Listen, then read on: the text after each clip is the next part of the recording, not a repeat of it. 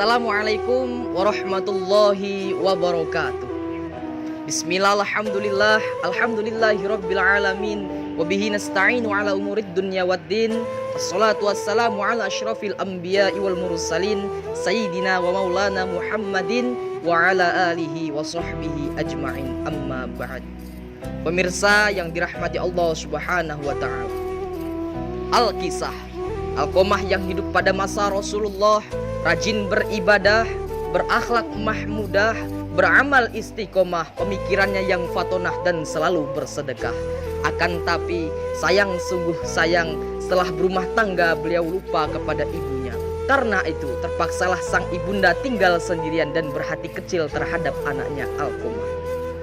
Singkat cerita, suatu hari Alqamah sakit keras, sehingga sanak saudara kumpul di rumah Alqamah dan menalkinkan kalimat tauhid. La ilaha illallah. Akan tetapi Alqamah tidak bisa mengikutinya walaupun sudah dicoba berkali-kali. Akhirnya para sahabat menyuruh kepada para sahabat yang lain untuk memanggilkan Rasulullah SAW. Setelah tiba, Rasulullah SAW sendiri yang mengajarkan Alqamah untuk mengelafadzkan kalimat tauhid. Akan tetapi sayang, sungguh sayang, Alqamah malah menggelengkan kepalanya dan membungkam 1000 bahasa.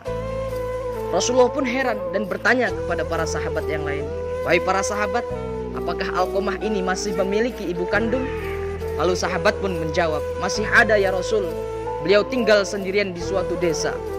Akhirnya Rasulullah SAW meminta kepada para sahabat untuk memanggil sang ibunda.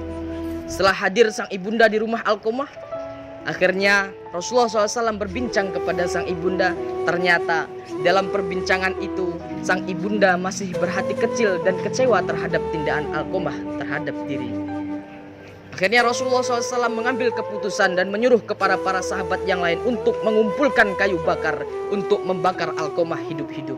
Mendengar keputusan Rasulullah itu, sang ibunda tidak tega bila melihat putranya dipanggang di depan matanya.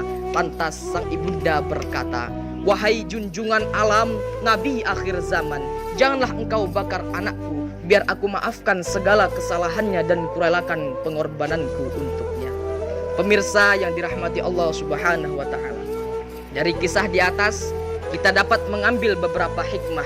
Di antaranya yang pertama, bahwa kita manusia tidak hanya cukup taat kepada Allah Subhanahu wa taala jika tidak taat kita diiringi taat kita kepada kedua orang tua. Yang kedua, seburuk-buruknya orang tua tidak akan tega bila melihat anaknya celaka. Dan yang ketiga, Rasulullah SAW, Rasul yang mulia sekalipun, tidak akan mampu memaafkan anak yang durhaka kepada kedua orang tuanya.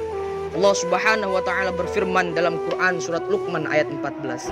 A'udzu billahi minasyaitonir rajim. Bismillahirrahmanirrahim. Wa wassaynal insana biwalidayhi hamalathu ummuhu wahnan 'ala wahnin wa fisaluhu fi 'amaini anishkurli wa liwalidayka ilayyal masir. Yang artinya, dan kami perintahkan kepada manusia untuk berbuat baik kepada kedua orang ibu bapaknya. Ibunya yang telah mengandung dalam keadaan lemah yang bertambah-tambah, kemudian menyapihnya dalam masa 2 tahun. Karena itu bersyukurlah engkau kepadaku dan kepada kedua orang ibu bapakmu. Hanya kepadakulah kamu akan kembali.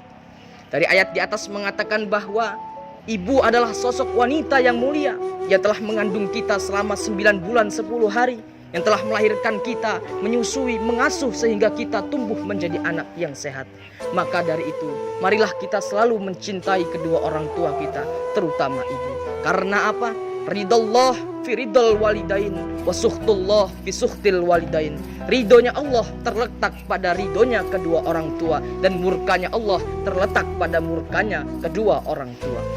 Demikianlah yang dapat saya sampaikan. Semoga bermanfaat bagi kita semua. Usikum binafsih bitaqwallah, wallahul muwaffiq ila aqwamit thoriq. Wassalamualaikum warahmatullahi wabarakatuh.